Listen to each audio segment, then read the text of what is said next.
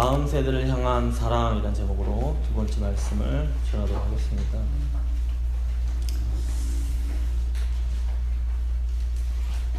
미국의 한 대학의 사회학과 교수가 자신이 가르치는 학생들에게 볼티모어라는 지역에 유명한 빈민가가 있는데 그곳에 가서 청소년 200명의 그 생활 환경을 조사하도록 과제를 내었습니다. 조사를 마친 학생들이 자신들이 조사한 그 가난한 청소년들의 미래에 대해서 각자 평가서를 제출했습니다. 놀랍게도 학생들이 제출한 평가서의 내용이 모두 동일했습니다. 그 내용은 이와 같습니다. 이 아이들에겐 미래가 없다. 이 아이들에겐 어떠한 기회도 주어지지 않기 때문이다. 그로부터 25년이 흘렀습니다.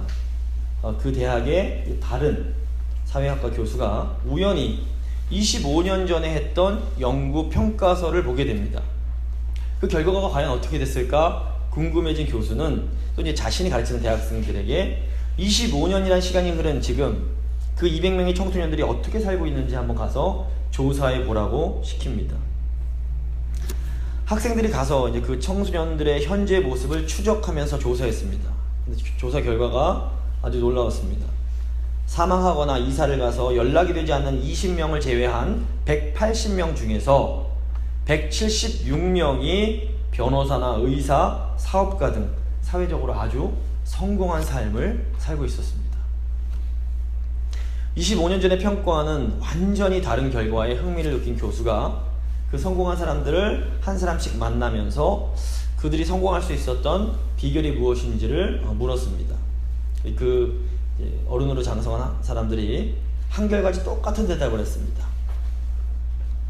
저희를 가르쳐 주신 선생님이 한 분 계셨습니다. 이제 교수가 수소문 끝에 성공한 사람들이 말했던 여선생님을 찾아갑니다.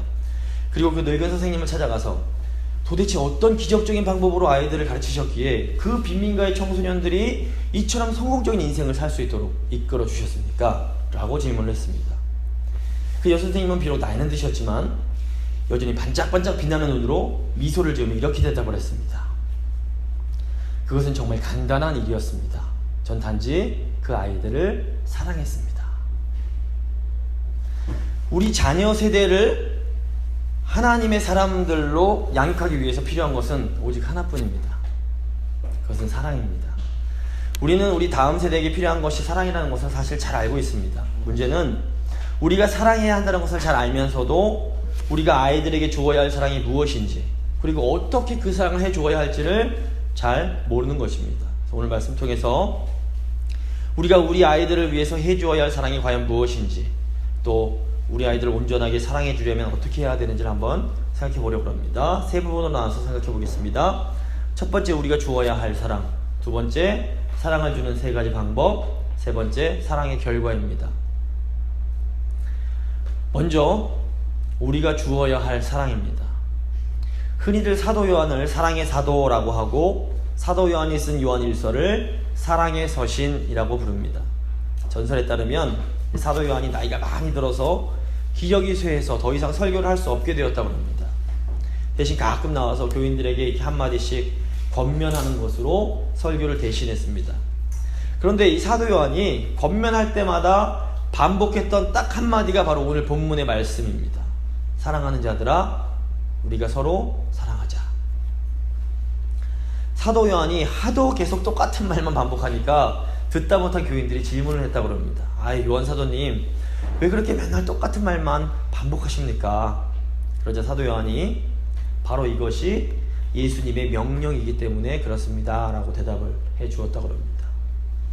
사실 오늘 본문에 나오는 사도 요한의 서로 사랑하자라는 권면은 예수님의 가르침입니다. 7절과 8절 말씀 제가 다시 한번 읽어드리겠습니다. 사랑하는 자들아, 우리가 서로 사랑하자. 사랑은 하나님께 속한 것이니 사랑하는 자마다 하나님으로부터 나서 하나님을 알고 사랑하지 아니하는 자는 하나님을 알지 못하나니 이는 하나님은 사랑이시니라. 사도 요한이 이렇게 계속해서 사랑을 강조한 것은 굉장히 중요한 의미가 있습니다. 사도 요한이 이 요한 1서를 기록할 당시 교회는 내적으로 또 외적으로 굉장히 큰 어려움을 겪고 있었습니다. 저희가 다 배웠지만 초대교회 당시 외적으로는 로마 제국의 극심한 박해를 받고 있었습니다. 그리고 또 내적으로는 이 영지주의와 같은 이단들로부터도 끊임없는 공격을 초대교회가 받았습니다. 이 영지주의는 육체가 악한 것이라고 가르치면서 예수님께서 육체로 오신 것을 부정하는 그런 이단이었습니다. 이런 이단적 가르침이 초대교회에 아주 큰 해를 끼치고 있었습니다. 오늘 본문, 저희가 함께 읽은 본문 그 앞에 나오는 요한일서 4장 1절부터 6절까지의 내용이 바로 이 영지주의에 대한 사도 요한의 경고에 대한 말씀입니다. 그런데 이렇게 내외적으로 어려운 상황을 이겨내기 위해서 사도 요한이 제시한 해결책, 그게 무엇이냐면 바로 그것이 사랑이었습니다. 오늘날의 교회 상황도 사실 만만치 않습니다. 외적으로 미국도 점점 기독교인들에 대한 반감이 커져가고 있습니다. 기독교인들이 자신의 신앙 양심에 따라 이렇게 신앙적으로 행동하는 것이 점점 어려워지고 있는 추세입니다. 하지만 더 큰 문제는 교회 안에, 교회 바깥이 아니라 교회 안에 스며들어온 세속적 가치관이라고 볼 수 있습니다. 이 미국이라는 사회가 요즘 한국도 마찬가지지만 워낙 돈을 강조하다 보니까 이 교인들도 돈이라면 정신을 못 차리는 경우가 굉장히 많습니다. 사도 요한 시대의 그리스도인들이 싸워야 할 이단이 영지주의였다면 이 세대 교인들이 싸워야 할 이단은 물질 숭배라고 해야 할 만큼 온통 세상이 황금 만능주의에 빠져버렸습니다. 어느 날 재벌 2세와 하룻밤을 보낸 딸이 아버지에게 와서는 울면서 아버지 제가 임신을 했습니다 라고 고백을 했습니다. 너무 화가 난 아버지가 자신의 딸을 임신시킨 그 재벌 2세를 찾아가서 멱살을 잡고 어떻게 그럴 수가 있냐고 따졌습니다. 그러자 재벌 2세가 아이고 죄송합니다. 제가 도의적인 책임을 지겠습니다. 만일 따님께서 아들을 낳으면 10억을 드리고 딸을 낳으면 7억을 위자료로 드리겠습니다 라고 말을 했습니다. 그러자 그 임신을 한 딸의 아버지가 뭐라고 말했는지 아십니까? 태도를 싹 바꾸면서 혹시 유산이 되면 한 번 더 기회를 주실 수 있겠습니까? 이렇게 말했다고 합니다. 물론 이 이야기는 이 세대의 물질 만능주의를 풍자하는 그런 아주 웃기고 또 어떻게 보면 씁쓸한 유머라고 볼 수 있습니다. 근데 실제로 요즘 신문을 보시면 아시겠지만 요즘은 정말 돈이라면 무슨 짓이라도 하겠다는 사람들이 너무나 많습니다. 이 사회에서도 경제력이 있는 사람들이 대접을 받습니다. 어디를 가든 돈이 있는 사람에겐 대우가 다릅니다. 세상이 이렇다 보니 교회 안에서도 돈이 있으면 교만해지고 돈이 없으면 기가 죽는 분들이 생겨납니다. 하지만 교회에선 결코 그래서는 안 됩니다. 그리스도인들은 진정한 만족이 하나님과의 그런 바른 관계에서 오는 것임을 알고 믿는 사람들입니다. 물질이 필요하고 또 중요하지만 진정한 만족과 행복은 결코 물질에서 오는 것이 아닙니다. 정말 무서운 것은 우리 이제 다음 세대들이 우리 어른들의 가치관을 그대로 보고 배운다는 것입니다. 어른들이 돈이 최고라는 가치관을 가지고 살아가면 아이들에게 그 가치관이 고스란히 전달됩니다. 아이들이 어리고 어리숙해 보여도 굉장히 영리합니다. 부모님들이 아무리 입으로 역시 하나님이 최고야, 하나님을 잘 섬겨야 돼, 입으로 말을 한다고 해도 부모님들이 실제 삶에서 돈을 최고로 여기면서 살아가면 아이들은 본능적으로, 직관적으로 돈이 하나님보다 더 중요하다는 것을 배우게 됩니다. 우리 다음 세대에게 바른 신앙을 전수해 주어야 할 우리가 정말로 진지하게 고민해 봐야 하는 것이 바로 이것입니다. 과연 우리는 돈보다 우리 하나님을 정말로 소중히 여기면서 살아가고 있는가 하는 것입니다. 교회는 반드시 세상과 달라야 합니다. 교회가 세상을 따라가기 시작할 때 교회는 반드시 타락하고 결국에는 망할 수밖에 없다는 것이 2000년 기독교 역사가 우리에게 분명하게 가르쳐주는 교훈입니다. 그러므로 교회가 망하지 않기 위해서라도 우리는 반드시 세상과는 다른 삶을 살아가야 합니다. 이 교회를 세상과 다르게 만드는 가장 중요한 특징, 그것이 바로 사랑입니다. 사랑은 언제나 이 세상의 가치관과 반대로 나아갑니다. 역행을 합니다. 오늘날 이 세상을 지배하는 물질주의의 핵심 원리가 무엇입니까? 잘 아시는 것처럼 give and take입니다. 준 만큼 받아야 한다는 것입니다. 이런 경제 논리로 보면 내가 준 만큼 받지 못하면 그건 손해가 됩니다. 내가 준 것보다 조금 더 받으면 그게 이익이 됩니다. 그래서 사람들은 악착같이 조금이라도 덜 주고 조금이라도 더 많이 받으려고 노력을 하는 것이 이 시대의 정확한 모습입니다. 그런데 사랑은 어떻습니까? 받을 것을 생각하지 않고 그냥 막 퍼주는 것이 바로 사랑의 모습입니다. 제가 외할머니 밑에서 컸는데 저희 외할머니는 자식들이 용돈을 주시면 그 돈을 잘 쓰지 못하셨습니다. 꽁꽁 싸두셨습니다. 그런데 그렇게 꽁꽁 싸두신 돈을 저만 보시면 그냥 마치 물처럼 쓰셨습니다. 이렇게 퍼주는 것, 이것이 바로 사랑의 모습입니다. 연애를 하는 청년들을 보면 연애를 위해서, 애인을 위해서 돈 쓰는 것을 아까워하지 않습니다. 도리어 더 사주지 못해서 미안해합니다. 이런 모습은 경제적인 논리로 보면 아주 멍청하고 바보 같은 모습입니다. 그런데 교회는 세상이 볼 때 이렇게 바보처럼 보이는 아낌없이 퍼주는 사랑을 해야만 합니다. 교회가 퍼주는 사랑으로 조금이라도 더 갖고 싶어하는 이 세상의 문화를 역행해 나아갈 때 교회는 이 세상의 잘못된 가치관으로부터 우리의 다음 세대들을 지켜낼 수 있습니다.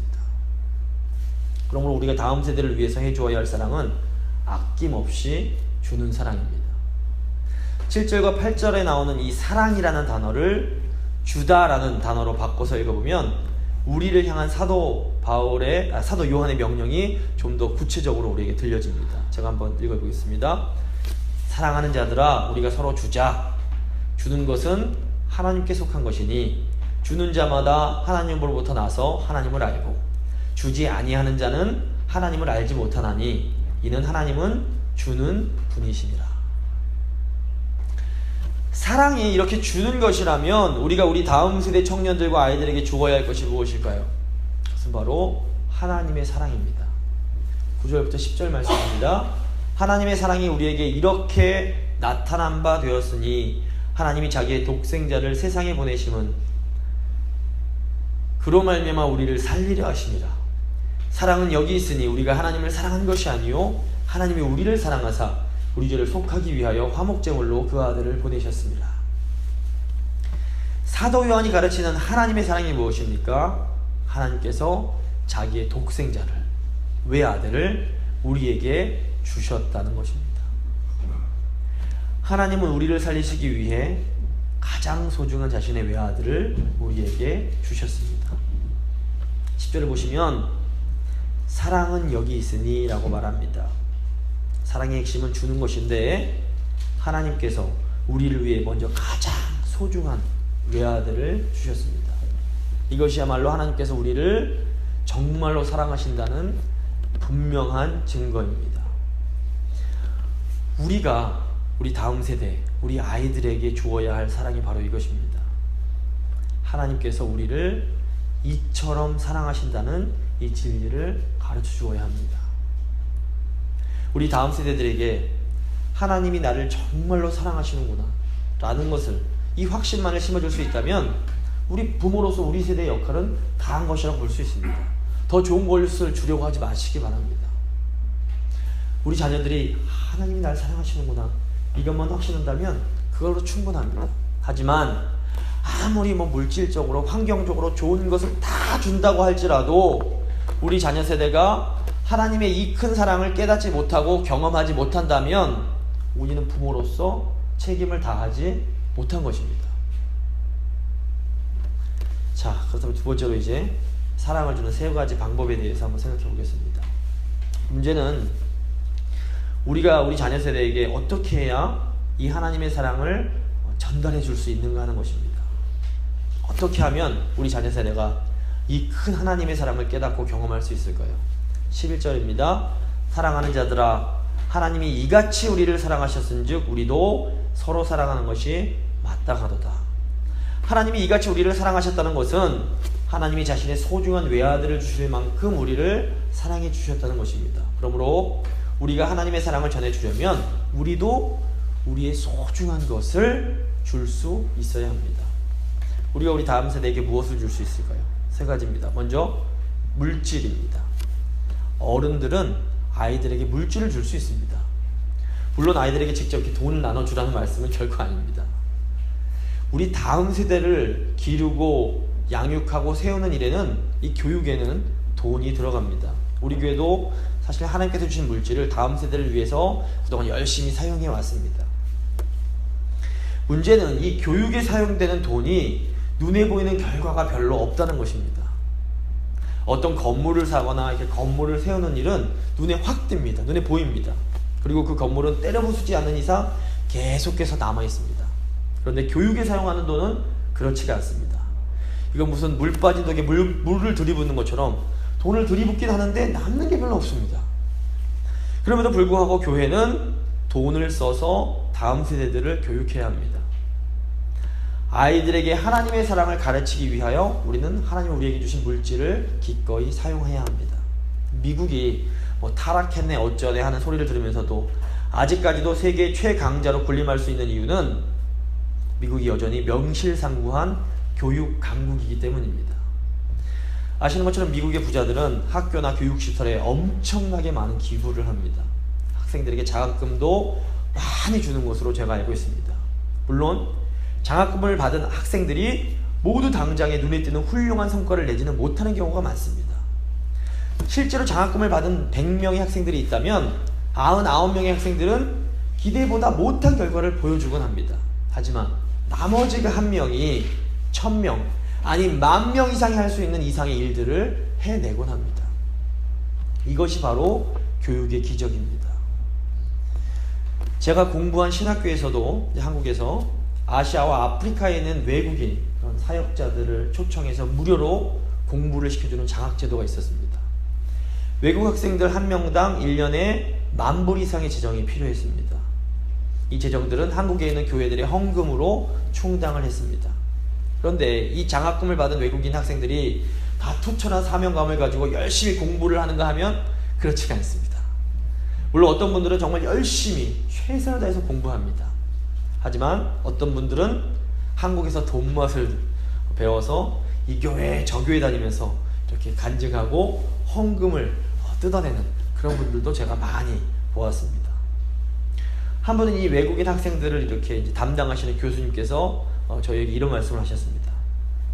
학교도 엉터리 학생이 많다는 것을 잘 알고 있습니다.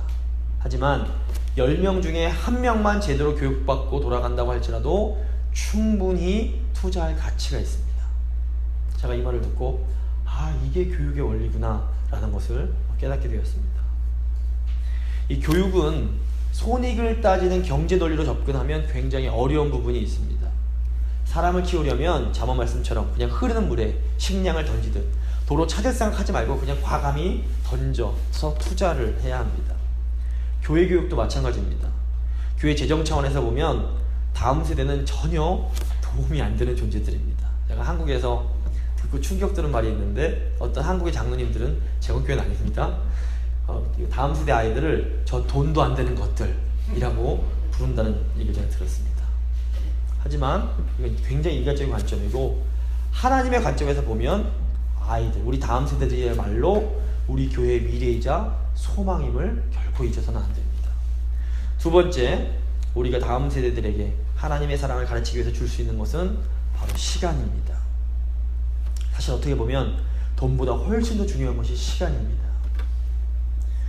아이들을 제대로 교육하려면 아이들과 함께 지내는 시간이 반드시 필요합니다.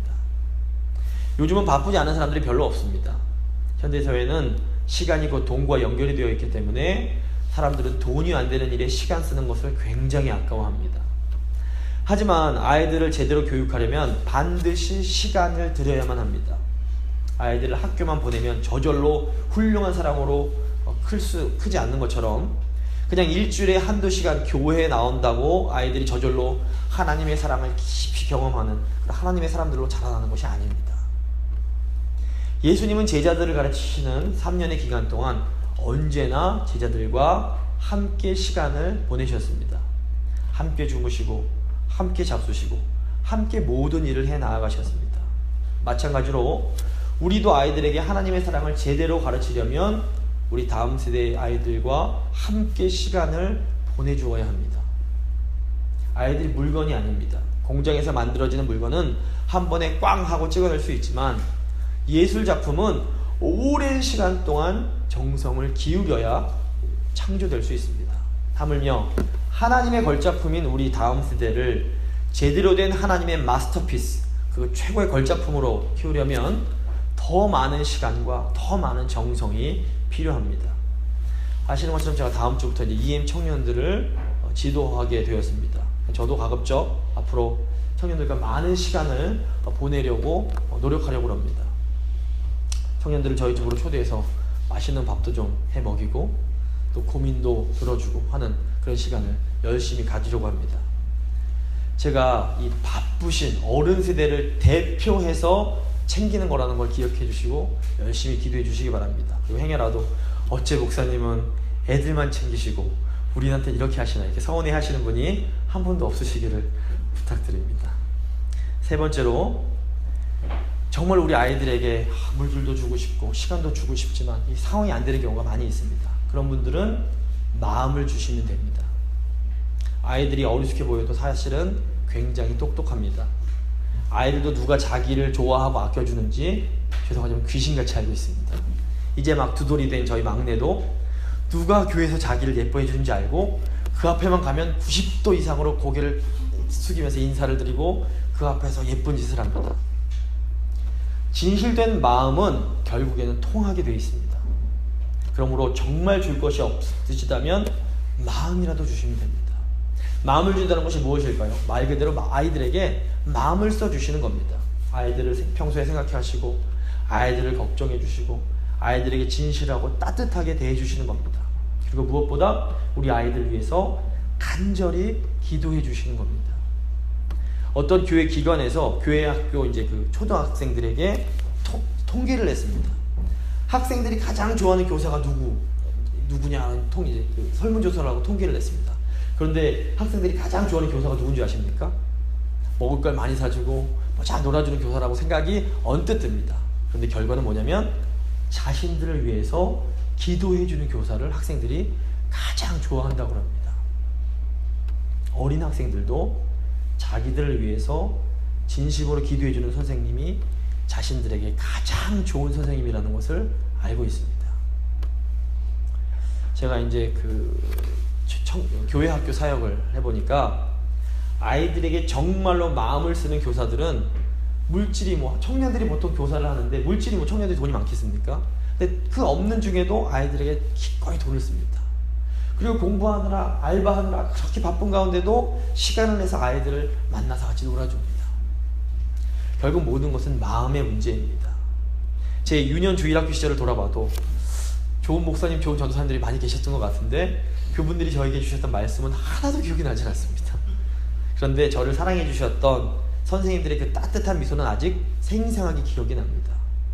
어떤 저희 성가대 선생님이셨는데 제자를 옆자리에 앉혀주시고 함께 찬양을 불러주시고 제 머리를 쓰다듬어 주셨습니다. 그 기억이 아직도 제 안에 남아 있습니다. 우리는 아이들에게 하나님의 사랑을 느낄 수 있게 하는 무언가를 줄 수 있어야 됩니다. 정말 아이들이 줄 것이 아무것도 없으시다면 아이들을 볼 때마다 환하게 웃어주시면서 사랑한다, 더 많이 사랑해주지 못해서 미안하다, 그래도 잘 자라주어서 고맙다, 축복한다 라는 이런 축복의 말이라도 많이 해주시기 바랍니다. 우리 다음 세대는 우리 어른 세대가 주는 이 사랑을 통해서 하나님의 사랑을 알 수 있게 됩니다. 마지막 세 번째로 사랑의 결과입니다. 12절 말씀입니다. 어느 때나 하나님을 본 사람이 없으되 만일 우리가 서로 사랑하면 하나님이 우리 안에 거하시고 그의 사랑이 우리 안에 온전히 이루어지느니라. 놀라운 것은 우리가 이렇게 아이들을 사랑해 줄 때 하나님께서 우리 안에 거하시며 하나님의 그 사랑이 바로 우리를 통해서 온전히 이루어진다라는 것입니다. 아까 초두에 말씀드렸던 그 여자 선생님 한 분의 진실한 사랑 덕분에 전혀 미래가 없다는 평가를 받은 빈민가 학생들이 모두 훌륭한 어른들로 성장할 수 있었습니다. 마찬가지로 우리가 진심으로 우리 다음 세대, 우리 자녀 세대를 사랑해 줄 때에 우리 자녀 세대는 하나님의 사랑을 아는 진정한 신앙인으로, 멋진 그리스도인으로 자라날 수 있게 될 것입니다. 구원받은 우리가 이 땅에서 이루어 가야 할 사명이 바로 이것입니다. 우리는 서로 사랑함으로 하나님의 사랑을 완성해 나아가야 합니다. 오늘 우리가 이 사랑의 명령에 순종하기 위해 할 수 있는 것이 무엇일까요? 너무 거창하게 생각하지 마시고 지금 내가 당장에 우리 다음 세대에게 줄 수 있는 것이 무엇인지 한번 생각해 보시기 바랍니다. 아까 말씀드린 것처럼 오늘 마지막으로 이제 EM을 위해서 사역하시던 저희 저스틴 목사님과 또 유년부를 위해서 사역하시던 엘리사 사모님이 이제 사임을 하시게 됩니다. 사실 어떤 의미에서 보면 저희 저스틴 목사님과 엘리사 사모님도 우리가 사랑으로 섬겨야 할 다음 세대에 속한 분들입니다. 그래서 이따가 이제 광고 시간에 함께 기도하고 축복하는 오전에 찬양 연습한 게 이제 그분들한테 축복성 불러드리려고 합니다. 그리고 이제 다음 주부터 제가 EM 청년들을 지도하고 또 제 아내가 유치유년부를 섬기게 되었습니다. 우리가 지금 당장 다음 세대를 위해서 할 수 있는 사랑이 있습니다. 그건 바로 기도입니다. 제가 이제 앞으로 제가 기회 되는 대로 다음 세대들을 위한 기도 제목들을 알려드리겠습니다. 그럼 그 제목 보시고 열심히 사랑의 마음으로 기도해 주시기를 부탁드립니다. 말씀을 마무리 짓겠습니다. 우리가 사랑하는 우리 다음 세대를 위해서 주어야 할 사랑은 바로 하나님의 사랑입니다. 우리는 하나님의 사랑을 전하기 위해서 하나님께서 우리에게 허락하신 물질과 시간을 사용하고 무엇보다 우리의 다음 세대를 위해서 우리의 마음을 써야 합니다. 우리가 진실하게 사랑할 때 하나님은 우리를 통해 우리 다음 세대 안에 놀라운 하나님의 사랑을 온전히 이루어 가실 것입니다. 이 시간 한번 하나님 저희가 사랑하기 원합니다. 저희가 사랑할 수 있는 힘을 주시옵소서. 한번 간절한 마음으로 기도하시겠습니다.